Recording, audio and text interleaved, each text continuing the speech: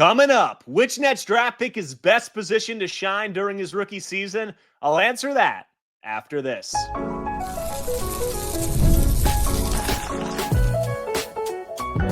You are Locked On Nets, your daily Brooklyn Nets podcast. Part of the Locked On Podcast Network, your team every day.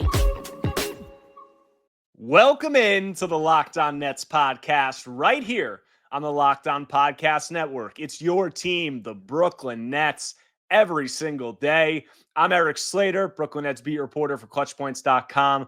Thank you for making me your first listen of the day. This show is 100% free on all those great platforms. Today's episode is brought to you by FanDuel. Football season is right around the corner. Visit the FanDuel app today and start planning your futures bets now. And on today's show, I'm going to be breaking down expectations for Brooklyn's draft picks this coming season. I'll outline which of them has the best chance to shine during his rookie campaign and which may struggle out of the gate. And if we're talking about expectations for Brooklyn's rookie class and which player has the best chance to shine this coming season, for me, it has to start with Yegor Dioman, the team's first lottery selection since 2010. And I think expectations for Dioman should be high, because this is obviously, there was a ton of anticipation heading up to this Nets draft, and it was centered on this first pick. Obviously, they fell to the number 8 selection, but they took a big swing on Dioman, one that, left a lot of draft analysts and fans scratching their head, and the Nets front office kind of stuck their neck out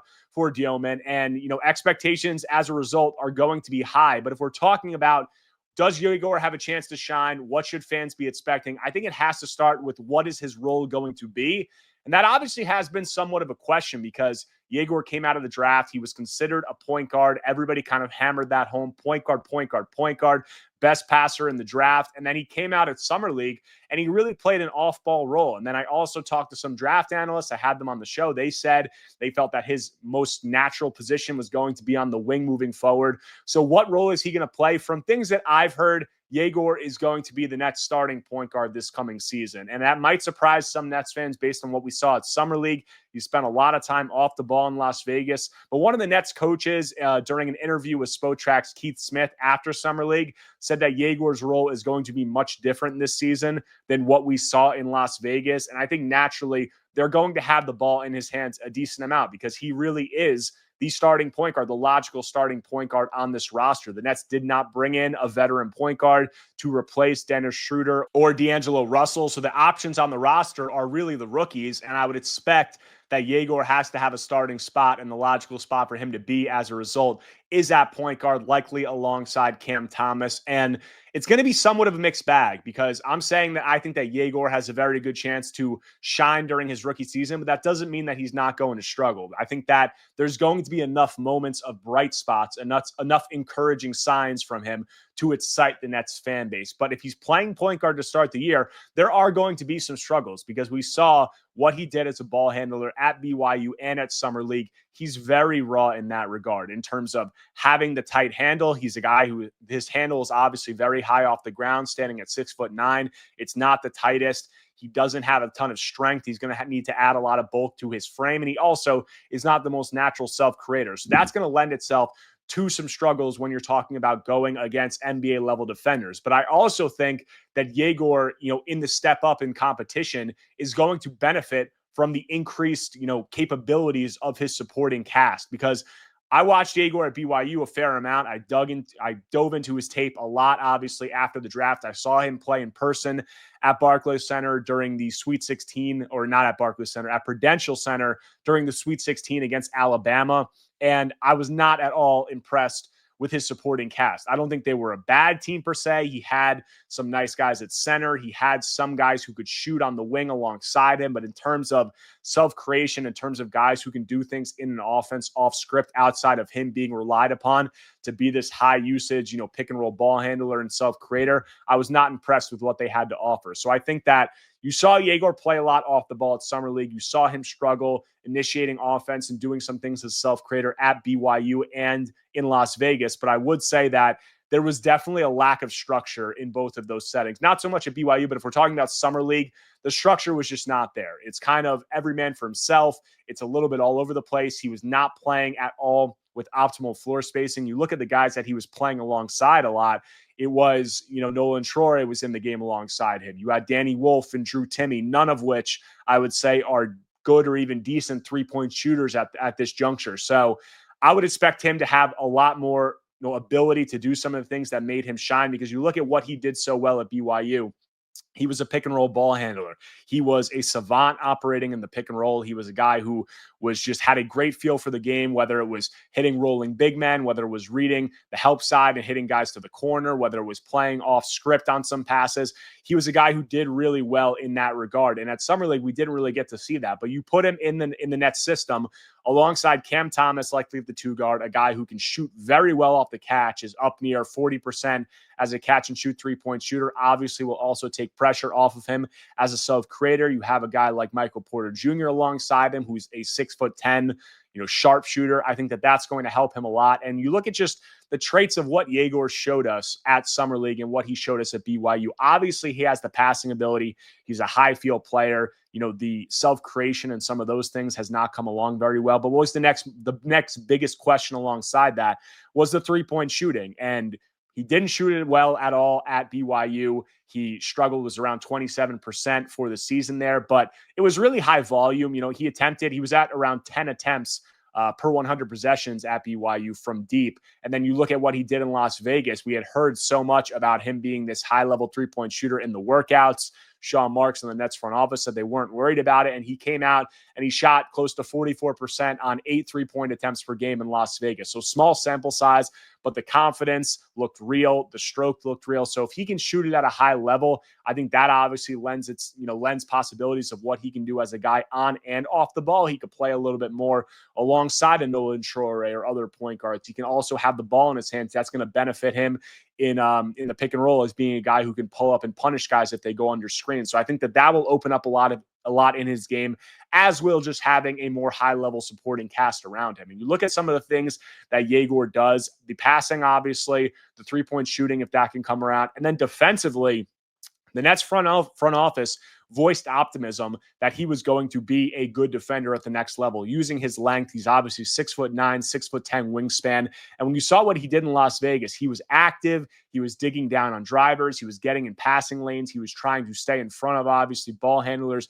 And I think the want to is definitely going to be there. And I think that want to is going to be a big part of what we see from Yegor in his rookie season. This Nets coaching staff and this player development staff, led by Jordi Fernandez, has a good track record, or Fernandez has a good track record in player development, as do a lot of the guys he brought in on his staff. And they're going to be hammering home points of what they want Yegor to do on both ends of the floor, as a pick and roll initiator, as a guy who could potentially run some other things off the ball, whether zoom actions, whether delays or pin downs, or any of those things that you want to talk about. I think that they're going to put him in position to get downhill offensively, to let his passing gifts shine.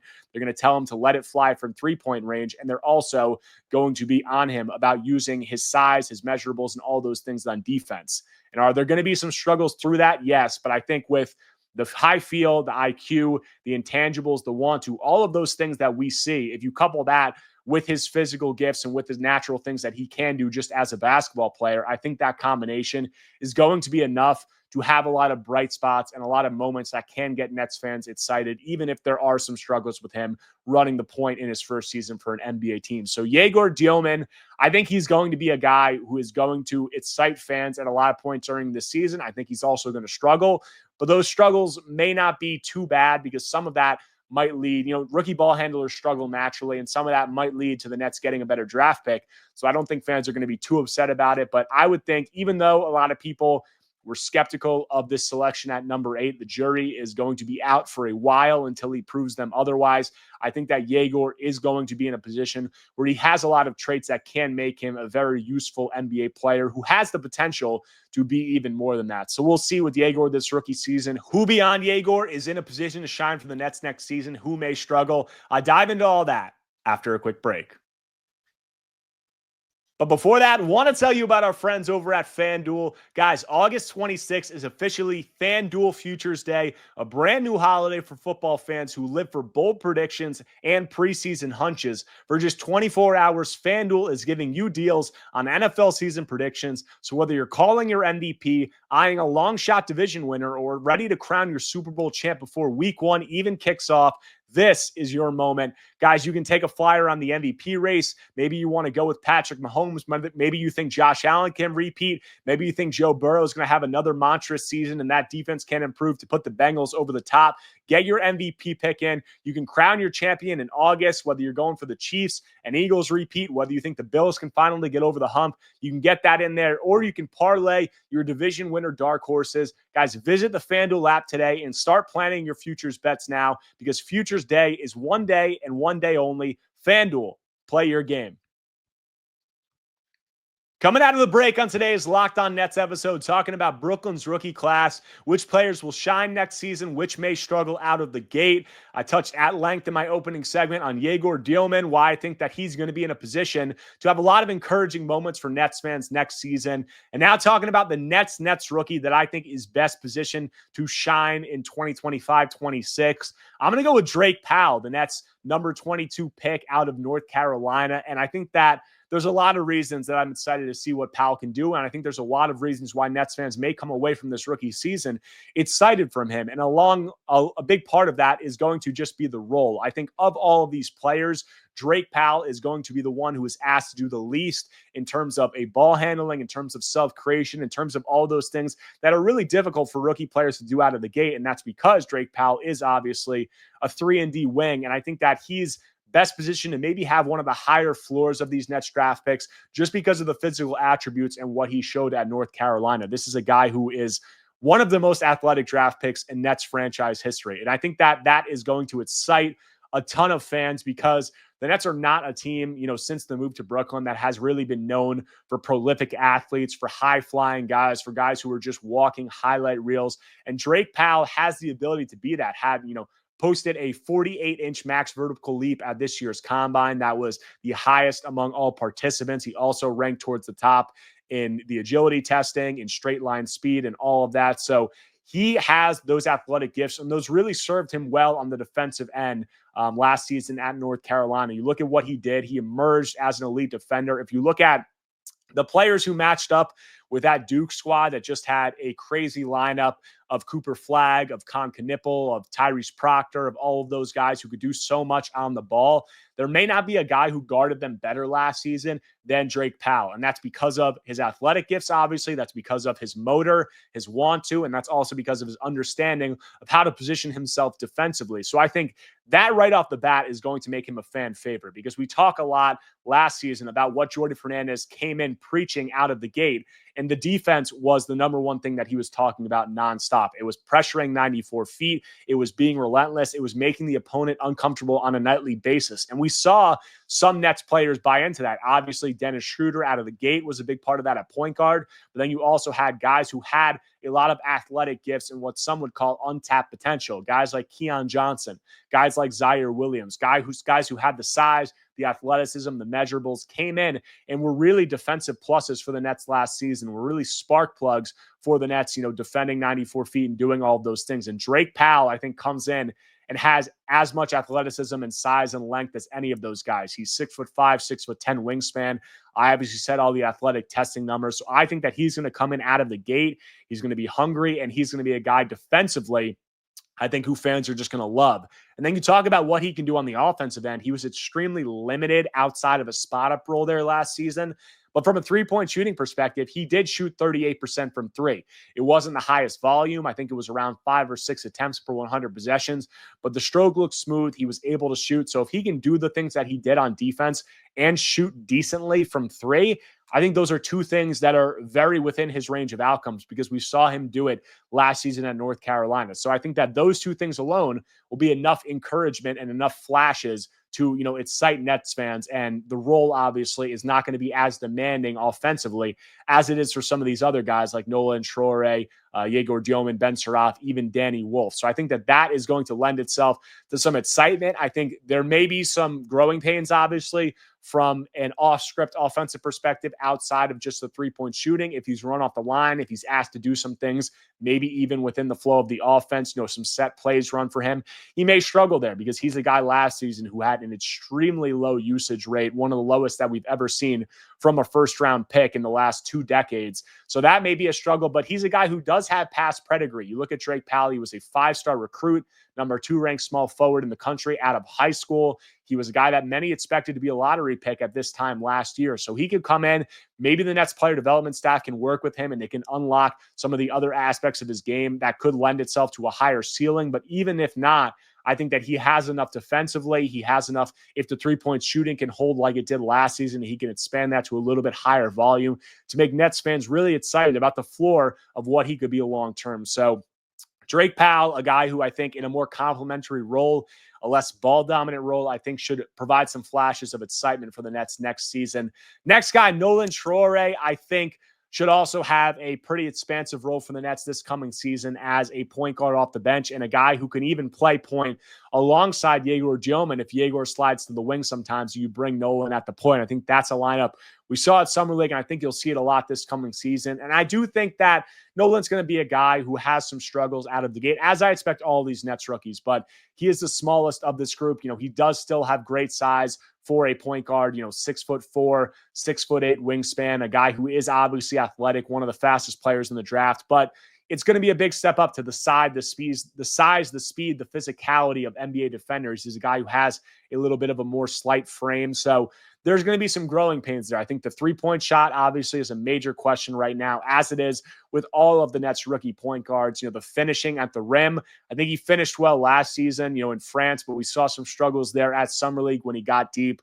But just the advantage creation, I think that there's going to be so many flashes of what Traore can do with the ball in his hands that is going to get Nets fans excited, because this is a guy who has been described as a walking paint touch, and I think that he backed that up with what we saw at Summer League, a guy who can turn the corner on screens with the best of them, a guy who can consistently get by defender just using that wicked first step and that speed. So he's a guy who can create those advantages, and I have seen enough high-level passing ability from him that I would be excited for what that could lend itself to. I think he's also a guy who has some room to grow and has shown some flashes of being able to play with pace, being able to probe in the mid-range, being able to have a little bit of the in-between game, a pull-up game or a floater game. So that advantage creation and that passing ability, I think that's going to be exciting for Nets fans with the way this Nets team wants to play, because Jordi Fernandez has made it clear that this is a team that he wants to attempt 40-plus three-point shots per game, and he wants a lot of those to be catch-and-shoot threes. You talk about the principles of what Jordy's trying to implement.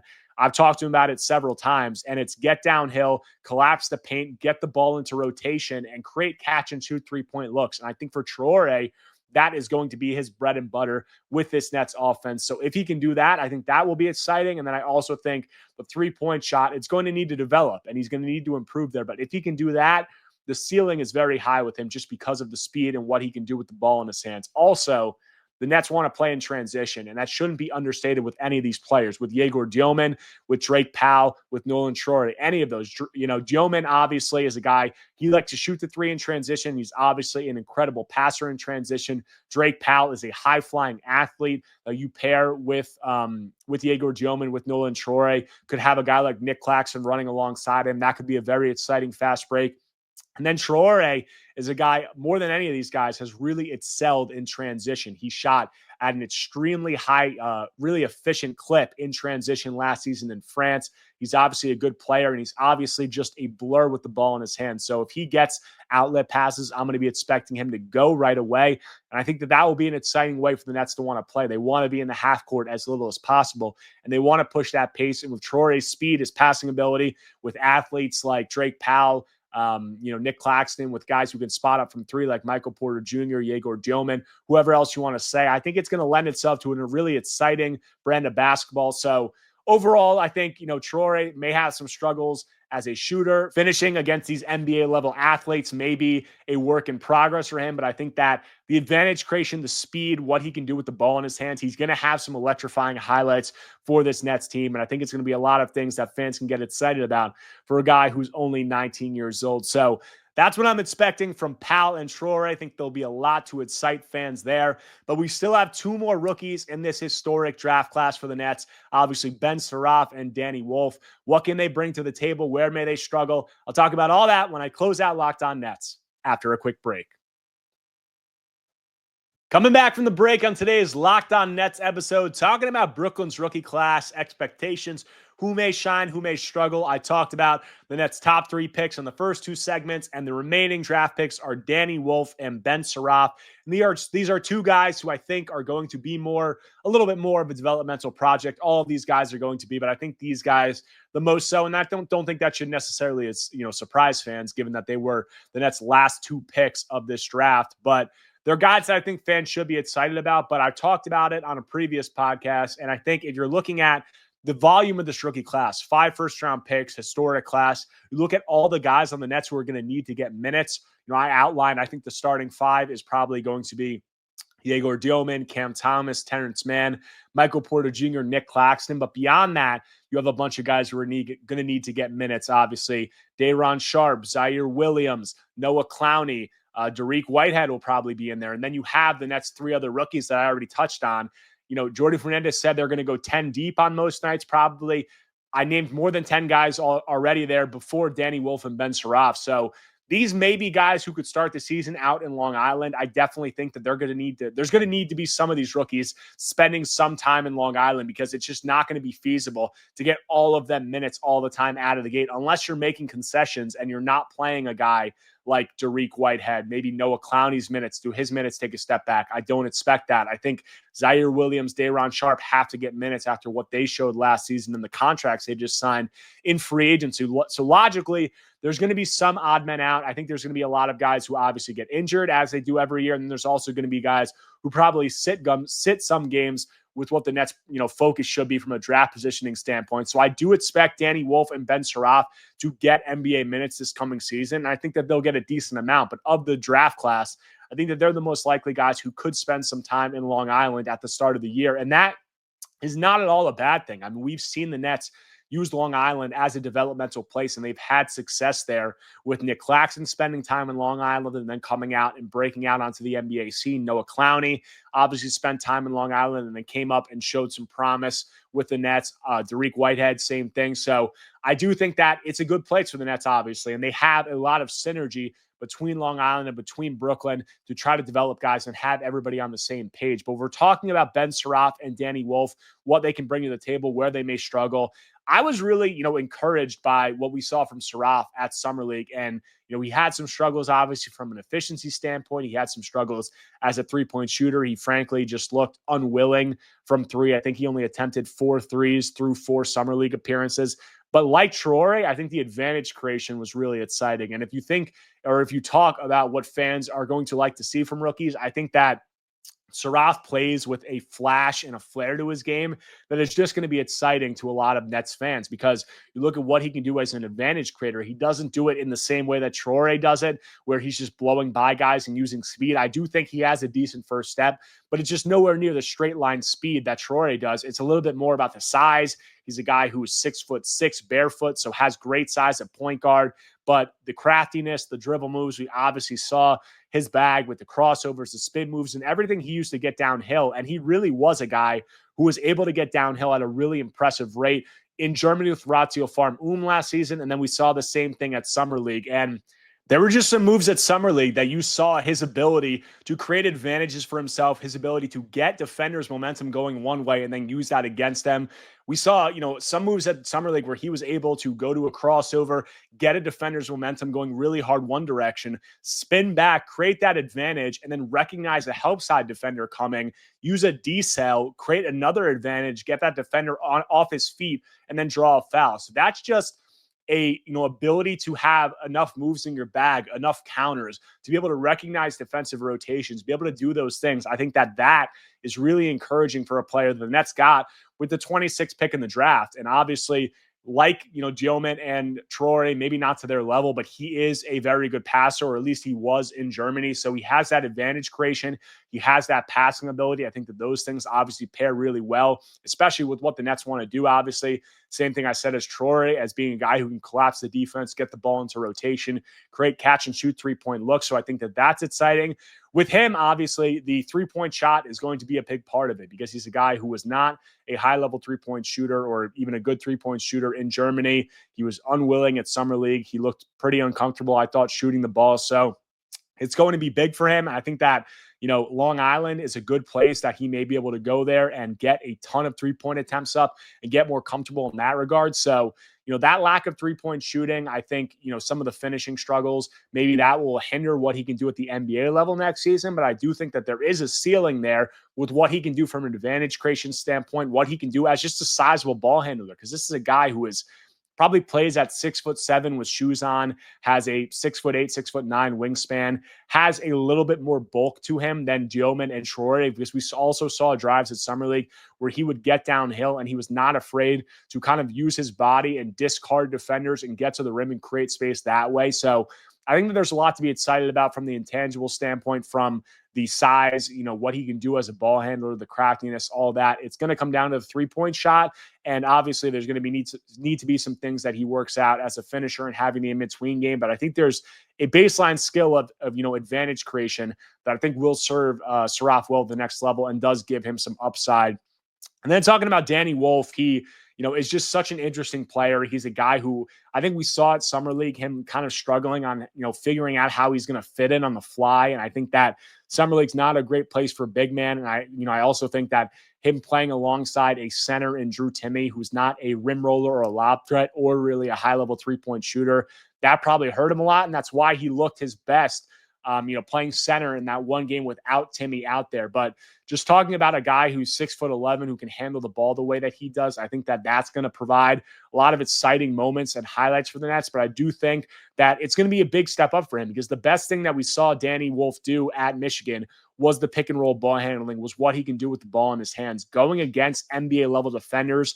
The step up in size, in range, in physicality. The windows are much smaller. We saw him even at Summer League struggle a little bit with that ball handling in that regard, and he didn't do it as much as he did it at Michigan. But those windows, all of those things, it's going to be much harder to do that against NBA level defenders. And also, if he's coming in and he's being, he's a reserve guy and he's playing a backup role, how much is he going to have the ball in his hands as a pick and roll ball handler? Is he going to be a guy who's warranting, really high usage in that role? He could, but probably not. It's going to be a little bit more complimentary, obviously, than what he did at Michigan. So the 3-point shot there is going to be a big area of growth for him. And he didn't shoot it at a high level at Michigan. I think he was a smidge below 34% from three there. But the stroke does look really smooth. So I think that that is going to be a big area of growth for him. And that'll be really, a huge thing for him to be able to play center also as a potential pick and pop guy, but also to play off the ball a little bit, or not off the ball, play a power forward a little bit, as another guy can be a little scheme versatile, maybe be that jumbo size wing the Nets talk about and play in different looks. So the 3-point shooting is going to be big. The step up to NBA level defenders, the physicality, athleticism is going to be tough. And then defensively, trying to guard NBA centers, trying to bang with those guys and match that physicality. If he plays at the 4, trying to move his feet on the perimeter and guard some of these wings and some of those other guys with some of the things that they can obviously do as ball handlers, just being in rotation a lot more, having to close out to shooters. It's going to be a lot more demanding for him defensively. So I think there could be some struggles out of the gate.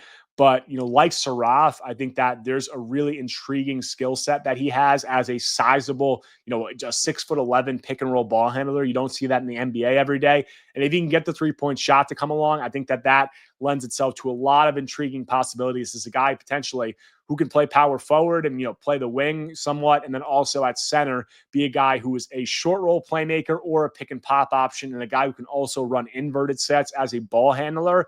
I think that that's really intriguing. And I think that Danny Wolf will be able to get there, but he might have to spend a little bit of time in Long Island. There might be some growing pains at the NBA level before he ultimately is able to reach that potential. But it should be exciting nonetheless. All of these Nets rookies, we're going to have no shortage of conversation surrounding what they can do at the next level. But that does it for this episode of Locked On Nets. If you guys do not already, make sure to subscribe to Locked On Nets on YouTube and wherever you get your podcasts, whether Apple Podcasts or Spotify. If you enjoy this content, smash that like button. Only takes a second, really helps to grow the channel. And leave a comment as well. Let me know what you think about these Nets rookies. Who has the best chance to shine in your opinion? Who are you the most excited about? We got a lot more to talk about this offseason. I'll be rolling nonstop through August. So plenty of more Nets talk when I'm back tomorrow talking Brooklyn Nets basketball.